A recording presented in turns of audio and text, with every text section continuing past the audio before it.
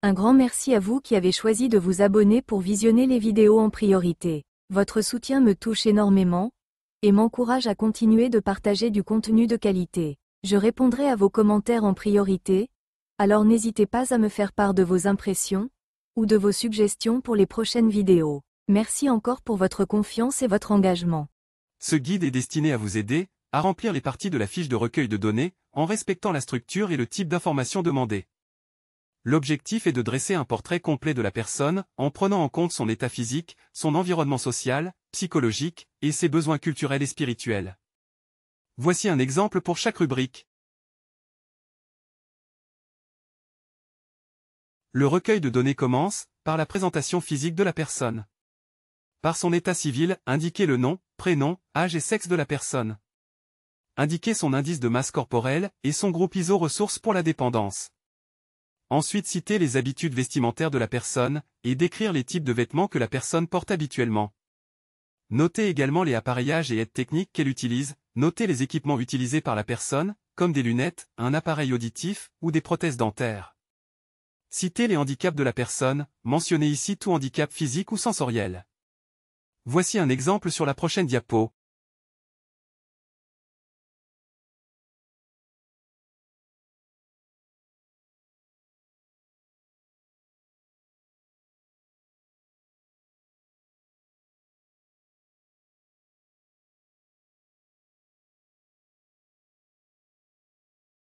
Nous venons de voir la présentation physique, voyons à présent la présentation sociale de la personne.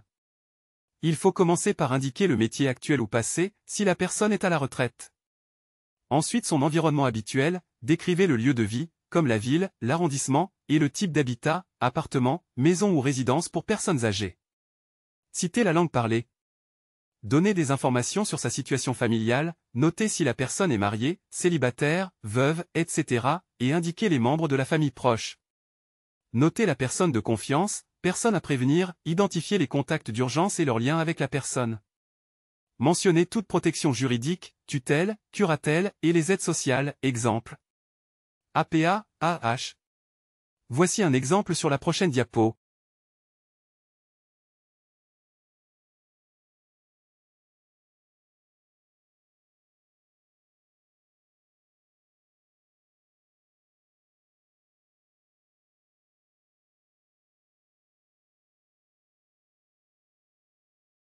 Pour la troisième partie de ce recueil de données, il faut faire une présentation psychologique de la personne, c'est-à-dire indiquer sa relation avec l'entourage, décrivez comment la personne interagit avec sa famille, ses amis, et son environnement de manière générale. Notez les problèmes particuliers, notez ici toute difficulté ou souci psychologique ou émotionnel, exemple si la personne souffre d'anxiété, de dépression ou d'isolement. Voici un exemple dans la diapo suivante.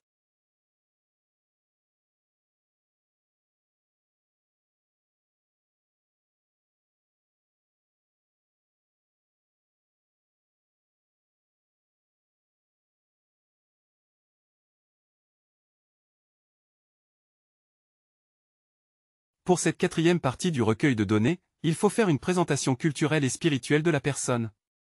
Mentionnez toute pratique spirituelle ou religieuse, exemple.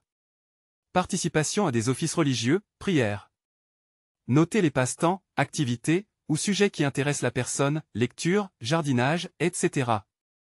Dans la prochaine diapo un exemple.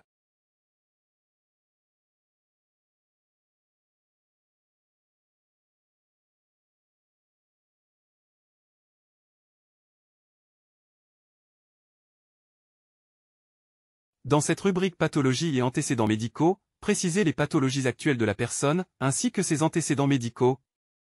L'objectif est de retracer l'histoire de santé du patient, en indiquant les maladies chroniques, les interventions chirurgicales, et les épisodes médicaux importants, pour adapter les soins, et anticiper les risques. Voir un exemple dans la diapo suivante.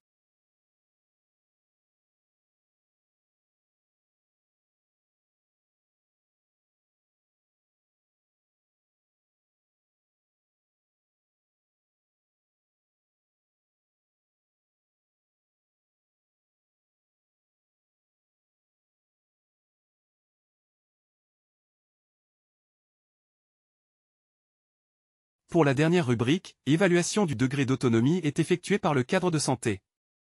Cela passe par l'évaluation de l'autonomie physique, c'est-à-dire, évaluer la capacité de la personne à accomplir les actes essentiels de la vie quotidienne, tels que se déplacer, faire sa toilette, s'habiller, se déshabiller, manger, boire et éliminer.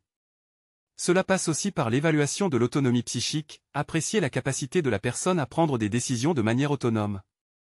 Voir l'exemple dans la diapo suivante.